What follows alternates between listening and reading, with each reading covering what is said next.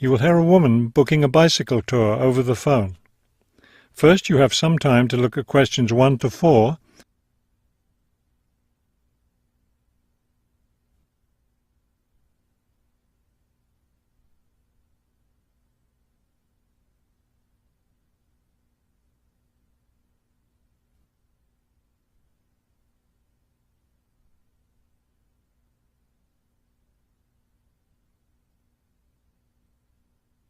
You will see that there is an example that has been done for you. On this occasion only, the conversation relating to this will be played first. Global bicycle tours. May I help you? Yes, thank you. I'd like to sign up for a bicycle tour. The man answers the phone. Global bicycle tours. So the word global has been written at the top of the form. Now we shall begin. You should answer the questions as you listen, because you will not hear the recording a second time. Listen carefully and answer questions 1 to 4. Global bicycle tours. May I help you? Yes, thank you. I'd like to sign up for a bicycle tour. Which tour were you interested in? We have the River Valley tour coming up in June and the mountain tour in July. The River Valley tour is in June. I thought it was in May. It actually takes place the first week of June. Oh, I see. Well, I can still do that. The River Valley tour is the one I want. Splendid.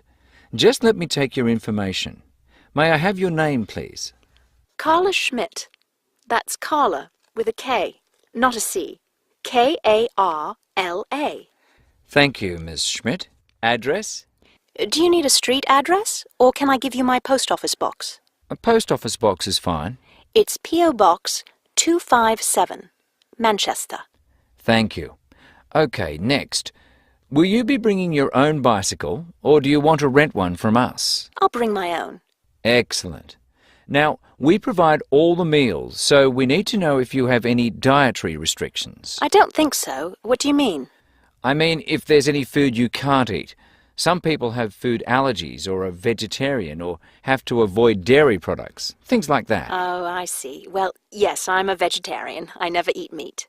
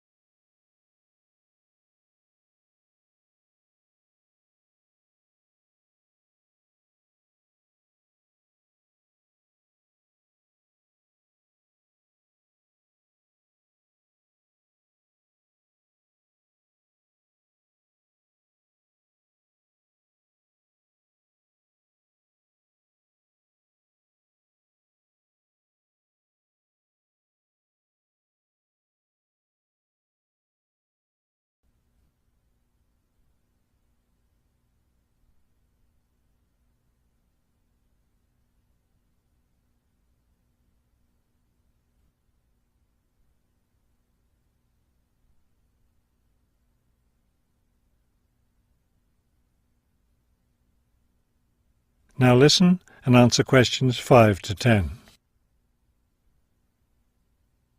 All right, I'll make a note of that. Now, the total cost of the tour is $750. That much? The price includes everything. Food, hotel, transportation, everything. Everything? Yes, everything. The only other thing is you'll want to tip the tour guide. We usually recommend 5% of the total tour cost. A 5% tip. I guess that's reasonable. In order to reserve your space on the tour, I'll need a 30% deposit. Do you need that right away? We generally ask for the deposit at least 4 weeks before the tour begins. The River Valley tour begins, 6 weeks from now. So you'll need to pay the deposit in 2 weeks. I think I can do that. I wonder if you could tell me something. How will our luggage be transported? Do we carry it on our bicycles? No, you leave that to us. We have a van that carries your luggage from hotel to hotel each day, so you don't have to worry about it. Great. I have a luggage rack for my bike, but I guess I won't have to bring that. No, you won't. But there are a few items we recommend that you bring. We can't control the weather, so you should bring a raincoat or rain gear. Yes, that's a good idea. And I should have my own spare tyre too, shouldn't I? Actually, you don't need that, as our guide always carries some. And of course, you won't need maps either, since our guide has the route all planned. What about a water bottle? I'll need that, won't I? Yes, you should definitely have a water bottle. A camera would be a good idea too, since that tour goes through some very scenic areas. I have a guidebook of that area. I wonder if I should bring it along. We don't recommend guidebooks. It would just be extra weight, and the tour guide knows a great deal about the area. Yes, I see. Is there anything else I need to know? I think we've covered the important points. I'll send you a tour brochure, and you can call again if you have any questions. Thank you very much. That is the end of section 1. You now have half a minute to check your answers.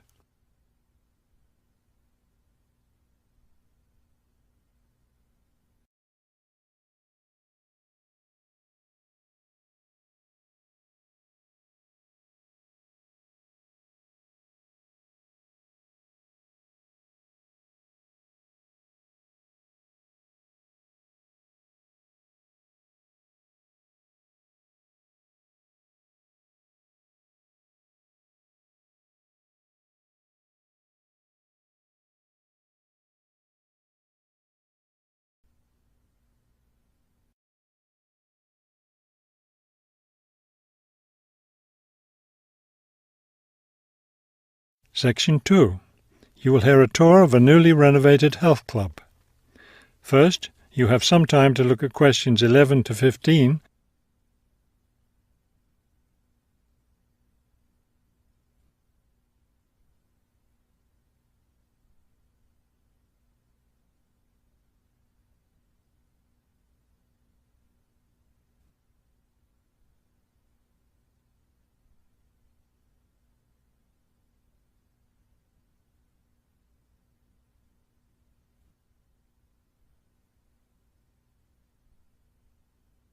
As you listen to the first part of the talk, answer questions 11 to 15. Thank you all for coming to see the new renovations to the Hartford Health Club. I know you'll be as pleased as I am to see the wonderful results of our months of hard work to improve the club and bring you the best facilities ever. We'll begin in here with the swimming pool. You'll notice the new colour of the adult pool, a lovely cool green. Now walk over here and look at the children's pool. It's the same green, but as you see, with brightly coloured sea creatures painted everywhere. Both of the pools needed painting, not only for maintenance, but I think the new colour greatly improves the atmosphere of this part of the club. Next, let's take a look at the locker rooms. Don't worry, there's no one using them just now. Doesn't it feel roomy in here? We've expanded both the men's and women's locker rooms, so now they'll be much more comfortable to use. There are bigger lockers, a good deal more room in the dressing area, and more places to store extra towels and equipment. Be careful as you walk through here. The floor's just been polished and may be a bit slippery.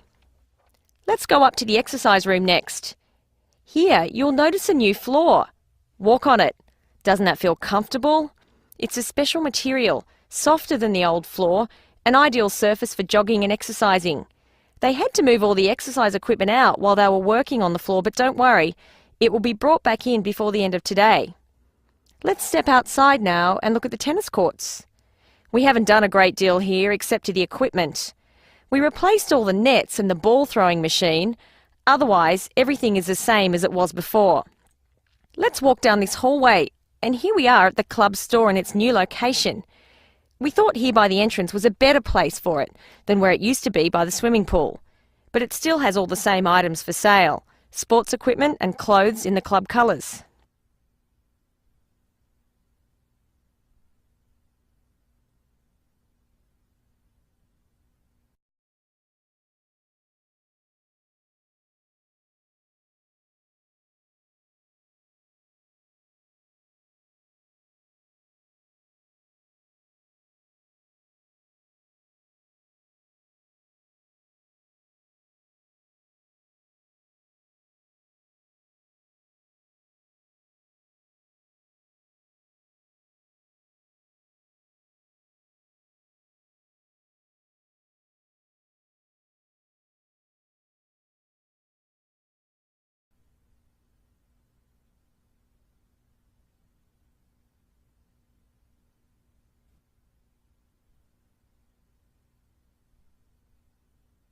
Now listen and answer questions 16 to 20.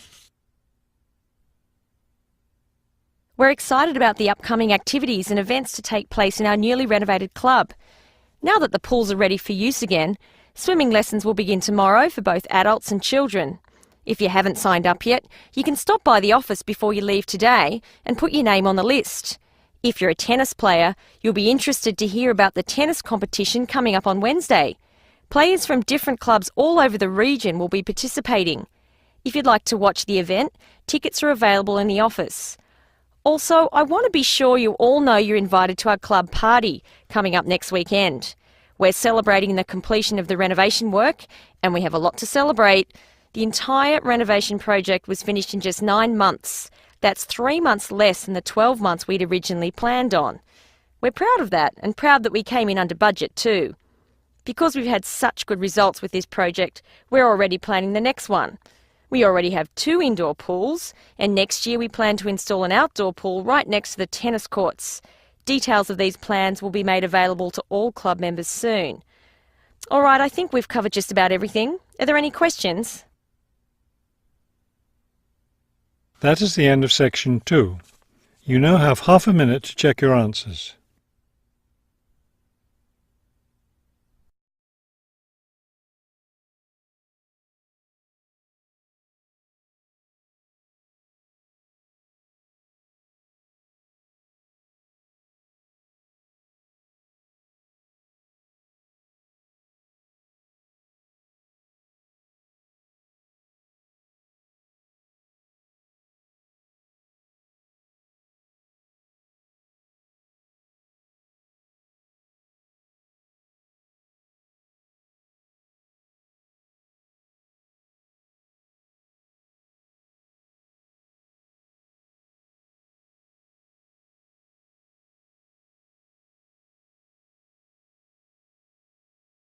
Section 3. You will hear a museum director talking to several student interns, explaining their internship duties at the museum. First, you have some time to look at questions 21 to 25.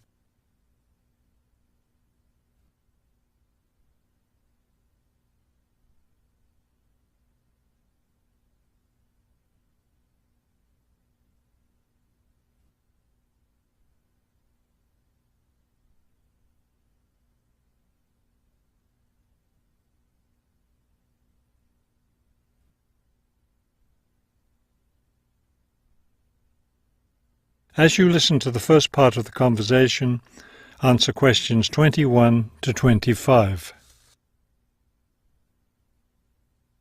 Welcome to the City Museum of Art. I'm Dr. Shirley Johnson, the director of the museum's internship program. Today, I'll be giving you an orientation to the museum and our museum administrator's internship program. Will we get a chance to tour the museum today? Yes, we'll start right now with a tour of the building. We'll skip the basement. Most of that part of the building is devoted to art conservation, which won't be part of your internship. Let's begin here on the ground floor with the museum offices. I guess this is where we'll be spending most of our time, helping with the office work. You'll spend some time working in here so you can learn what the administrative duties involve. But you'll also get a chance to experience all aspects of museum work. This room in here is the Museum Tours office. I'm interested in that. I'd really like to help out with the tours. That's great, because you'll all have a chance to lead some tours, and maybe even to develop a tour of your own, too. Let's go up to the second floor now. This is the boardroom in here, isn't it? Will we get to go to board meetings? Only members of the board of directors attend those. Now, back here behind the galleries are the classrooms.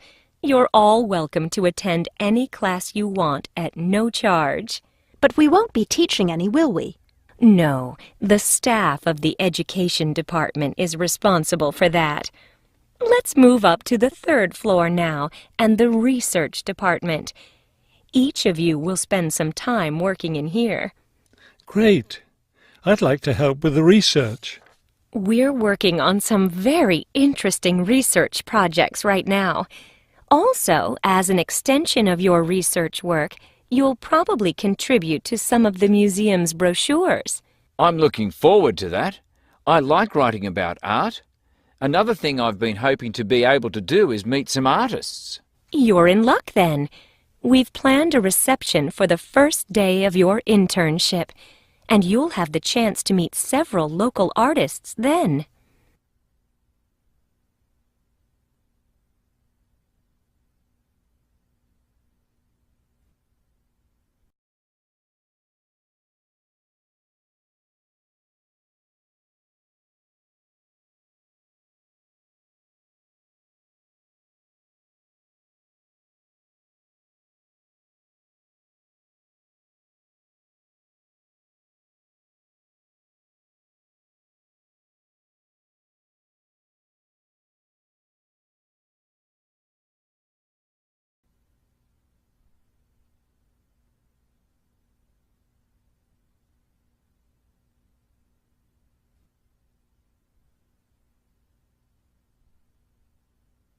Now listen and answer questions 26 to 30. Could you give us a little background of the museum? I mean, when it was built and some information about the collections and things like that? Of course. The main part of the museum was built in 1895 with a combination of public and private funds. The new wing was built 60 years later with a donation from the Rhinebeck family. That part of the museum was built for the modern art collection, wasn't it?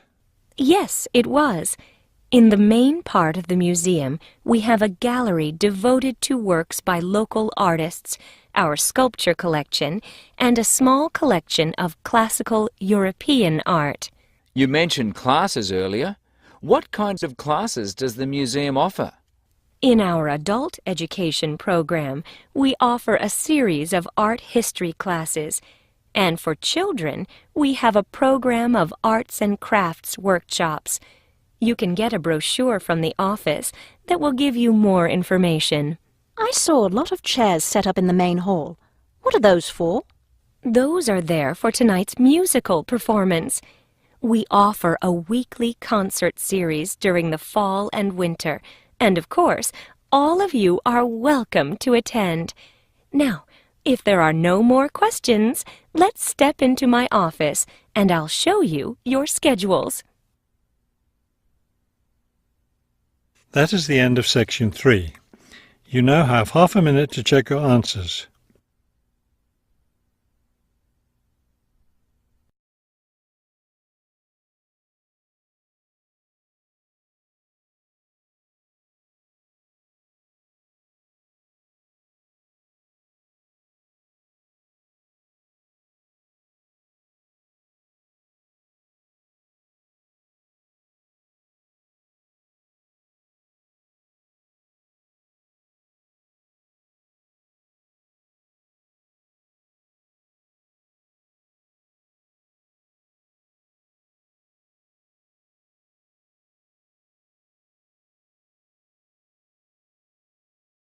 Section 4. You will hear a lecture about the history of the tomato. First, you have some time to look at questions 31 to 35.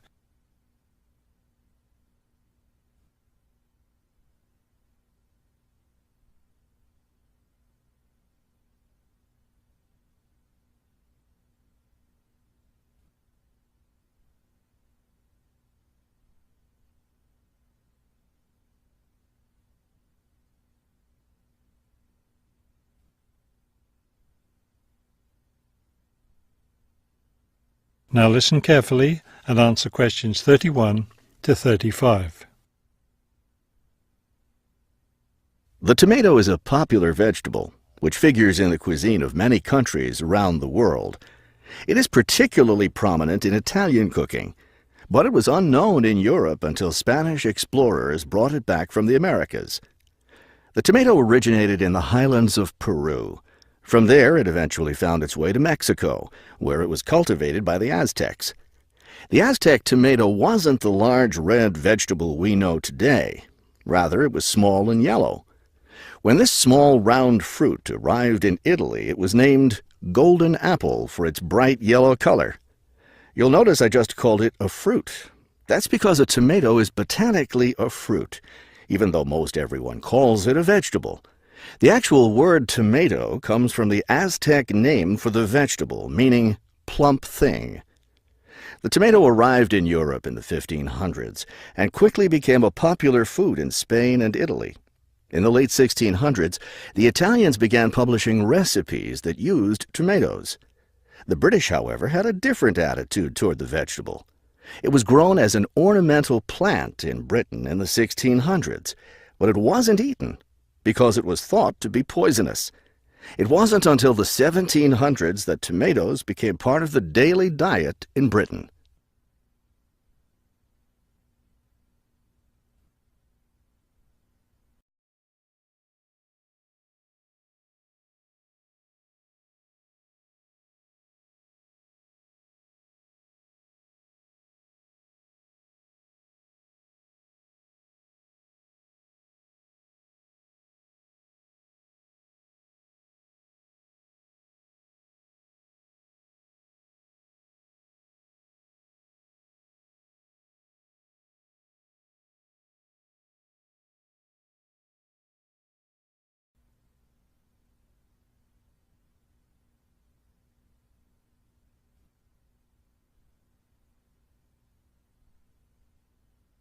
Now listen carefully and answer questions 36 to 40. In the United States, tomatoes were also used as ornamental plants rather than as food for a long time. This attitude began to change in the 1800s. In 1806, a gardener's calendar mentioned that tomatoes could be used to improve the flavor of soups and other foods. Thomas Jefferson did much to enhance the tomato's reputation as a food. He first served tomatoes to visitors at his home in Virginia in 1809. Then in 1820, a man named Robert Gibbon Johnson decided it was time to discard once and for all the idea that tomatoes were poisonous. To prove his point, he ate 1 kilo of ripe red tomatoes in public. 2,000 people gathered to watch this feat, which took place on the steps of the courthouse in Salem, Massachusetts. Amazingly enough, Johnson survived this stunt. The popularity of the tomato as a food began growing rapidly. Soon people all around the country were eating tomatoes. By the 1830s, American newspapers and magazines were publishing thousands of tomato recipes. However, all those recipes involved using tomatoes in some cooked form.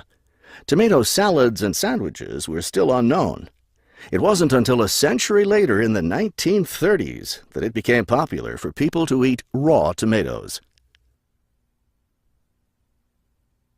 That is the end of section 4. You now have half a minute to check your answers.